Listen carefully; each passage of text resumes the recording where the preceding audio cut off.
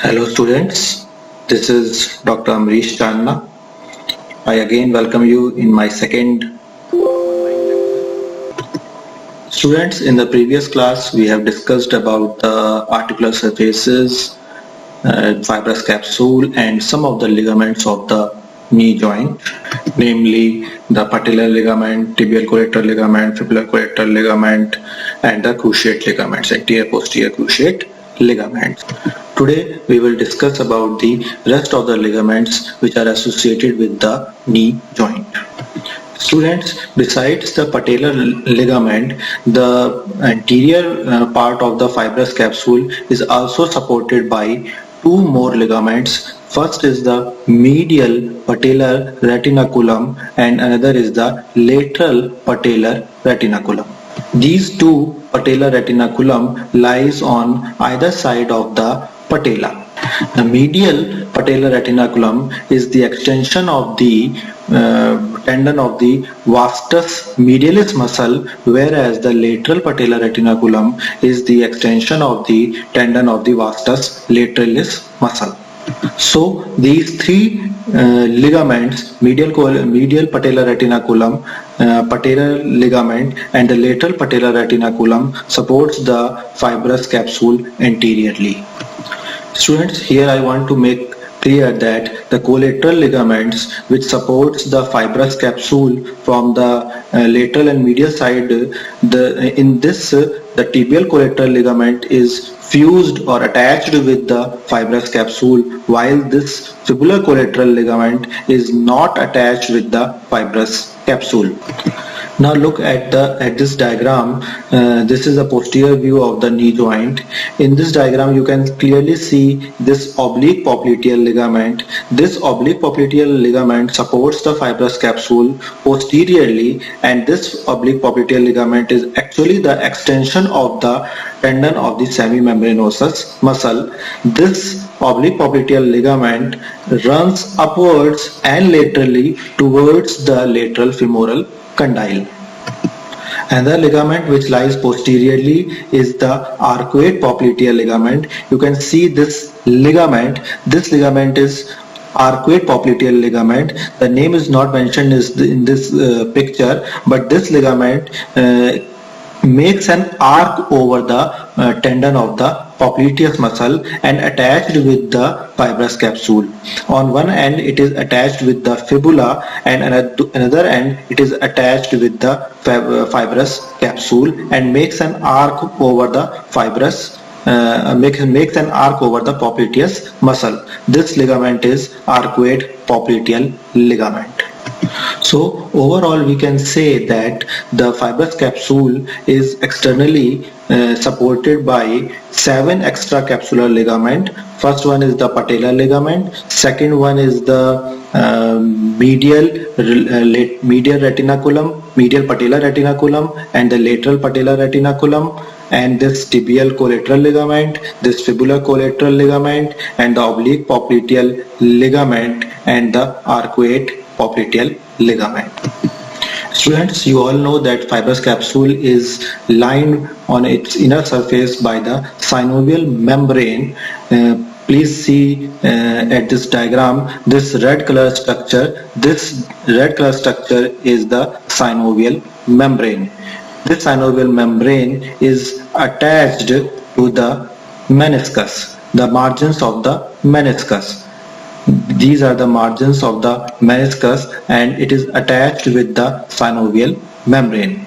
But you can see that this synovial membrane on the posterior side making a fold, this fold anterior to the cruciate ligament. So this synovial membrane makes a fold anterior to the cruciate ligament. Thus this cruciate ligament lies outside the articular cavity because this synovial membrane is making a fold anterior to the cruciate ligament. That's why the cruciate ligament, both the cruciate ligament, though they are intracapsular, but they lie outside the articular cavity. Students, look at this diagram. In this diagram you can see that this line, this outer line indicates the fibrous capsule, which is also called as the joint capsule, and inside this joint capsule you can see these ligaments. This one is the posterior cruciate ligament, this one is the anterior cruciate ligament, and this one is the transverse ligament, which is connecting the anterior end of the medial meniscus and the lateral meniscus. So we can say that cruciate ligaments, the posterior anterior cruciate ligament and the transverse ligament, are 3 intracapsular ligament, whereas we have already seen that extracapsular ligament are 7 in number. Now students, look at this diagram. This diagram shows the side view of the knee joint. This is the femur bone, this is the tibia bone, this one is the patella bone, and this red color structure indicates the synovial membrane. You can see that this synovial membrane extends above the patella and forms the suprapatellar bursa. This suprapatellar bursa is attached to the articularis genu muscle, and this suprapatellar bursa lies between the tendon of the quadriceps femoris and the femur bone. This bursa lies above the patella, that's why this is called as the suprapatellar bursa. Now see these 3 green colored structures. These 3 green colored structures are 3 other bursa. This one is the prepatellar bursa, which lies anterior to the patella, and these 2 green colored bursa lies below the patella. That's why these 2 bursa are called as the infrapatellar bursa. This bursa, which lies superficial to the patellar ligament, is called as the superficial infrapatellar bursa, and this bursa is called as the deep infrapatellar bursa, which lies in the infrapatellar pad of fat. So there are 4 bursa associated with the knee joint: suprapatellar bursa, prepatellar bursa, and 2 infrapatellar bursa, superficial infrapatellar bursa and deep infrapatellar bursa. Out of these 4 bursa, this suprapatellar bursa is the largest bursa. In this diagram you can see this synovial membrane is separated by the patellar ligament by this infrapatellar fat. Students, now I am going to discuss a very specific feature of the knee joint, that is locking and unlocking of the knee joint. What is locking? When we stand, our knee joints are locked into the position. When we stand erect and our knee is fully extended, our knee joint is locked. And when we start moving and flex our knee, our knee joint becomes unlocked. So what happens in locking and unlocking of the knee joint? In locking condition, this locking condition occurs at the end of the extension of the leg at the knee joint. At the locking condition, the femur bone rotates medially over the tibia bone and locks the knee joint. It occurs at the end of the extension, whereas at the beginning of the flexion of the knee joint, the locked knee joint becomes unlocked by the lateral rotation of the femur over the tibia bone. So in locking condition there is medial rotation of femur, and in unlocking condition there is lateral rotation of the femur bone over the tibia. So what are the muscles which participates in the locking and unlocking of the knee joint? The quadriceps muscles, the muscles of the thigh which extends the leg, participates in the locking of the knee joint, whereas the popliteus muscle helps in the unlocking of the knee joint. Another feature that keeps the knee extended when standing is that the body's center of gravity, which is positioned along a vertical line that passes that passes anterior to the knee joint. In this picture you can clearly see that this red color line, which shows the line of center of gravity, passes anterior to the knee joint. Now students, we will discuss about the arterial supply of the knee joint. You all know that the anterior compartment of thigh is supplied by the femoral artery.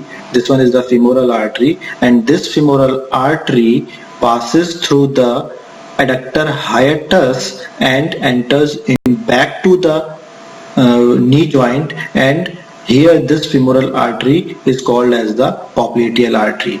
So popliteal artery is nothing but the extension or the continuation of the femoral artery behind the knee joint. This posterior tibial artery, this popliteal artery bifurcates into anterior tibial artery and the posterior tibial artery. This knee joint is supplied by the anastomosis, and this anastomosis is formed by the branches of the femoral artery, popliteal artery, descending branch of the lateral circumflex femoral artery, and branches of the anterior tibial artery and the posterior tibial artery. The 5 genicular branches of the popliteal artery: superior medial genicular artery, superior lateral genicular artery, inferior lateral genicular artery, and inferior medial genicular artery, and the median genicular artery. These 5 genicular arteries, branches of the popliteal artery, supplies the knee joint by making anastomosis with one another. You can see this recurrent branch of the anterior tibial artery. This recurrent branch of the anterior tibial artery also participates in the formation of anastomosis around the knee joint. So there are 6 main branches which forms the anastomosis around the knee joint. The 2 superior genicular arteries, these 2 superior genicular arteries, the medial genicular artery, lateral genicular artery, the inferior genicular artery, inferior medial and inferior lateral genicular artery, and the descending genicular artery. This one is the descending genicular artery, and the recurrent branch of the anterior tibial artery. Students, now we'll study about the movements of the knee joint. Students, you might have heard that knee joint is a hinge joint just like the elbow joint, but here I want to clear that this knee joint is strictly not a hinge joint just like the elbow joint, because in elbow joint there is only flexion and extension movement occurs at the elbow joint, but here in knee joint, besides the flexion and extension, medial rotation and lateral rotation also occurs. That is why the knee joint is called as the condyloid joint, not the hinge joint. In this diagram you can see that there is a transverse axis and a longitudinal axis. Along this transverse axis there is flexion and extension of the knee joint, whereas along the longitudinal axis there is medial rotation and lateral rotation of the knee joint. So what are the muscles which participate in these movements? In extension of the knee joint, the muscles of the anterior compartment of thigh, that is the quadriceps femoris muscle, these 4 muscles extend the leg at the knee joint, whereas the semimembranosus, semitendinosus and biceps femoris muscles, that is the muscles of the back of the thigh, participates in the flexion of the leg at the knee joint. As I said earlier that there is slight medial and lateral rotation of at the knee joint, so but this rotation movement, medial and lateral rotation movement, occurs when the knee is flexed condition. When our knee is flexed, we can slightly rotate our knee joint medially and laterally. In medial rotation, the semimembranosus, semitendinosus, gracilis, sartorius muscles participate, whereas in lateral rotation, biceps femoris muscle of the back of thigh participates.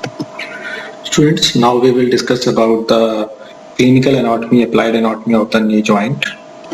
Students, in normal condition, there is an angle between the long axis of the thigh and the long axis of the leg. This angle is called as the Q angle, and it is about 13 degree.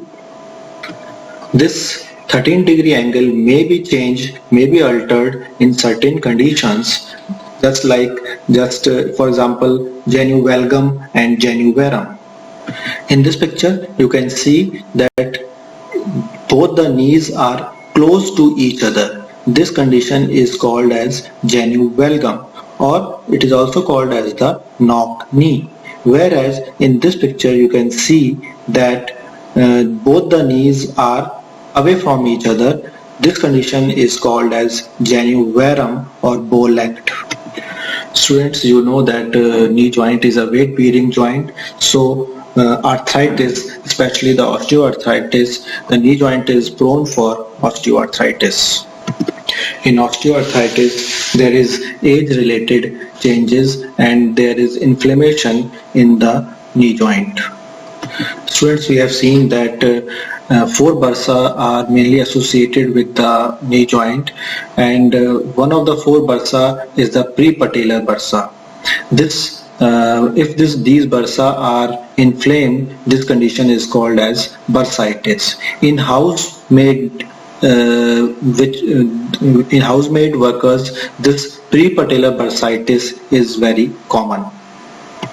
Students, apart from diseases, the knee joint is very much vulnerable for injuries also.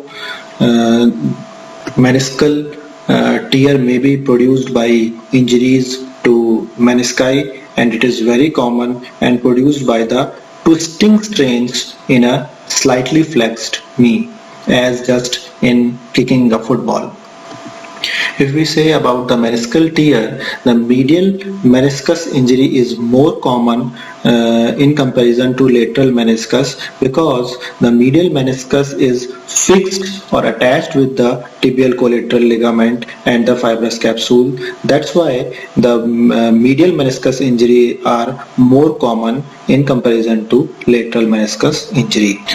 In this diagram, you can see that lateral meniscus is slightly protected by the popliteus muscle.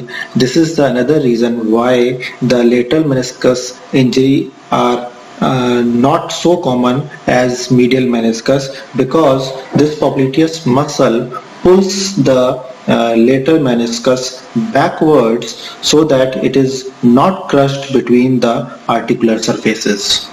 If we talk about the cruciate ligaments injuries, the anterior cruciate ligament is more commonly damaged than the posterior. It may be injured in violent hyperextension of the knee. As you know that anterior cruciate ligaments prevents the anterior displacement of the tibia. That's why when there is hyperextension of the leg, there may be chances that anterior cruciate ligament may rupture. In a similar way, the posterior cruciate ligament is injured when there is posterior dislocation of the tibia. So students, with this we come to an end on our discussion on the knee joint. If you have any query, doubt, you can ask me through email and WhatsApp. Thank you.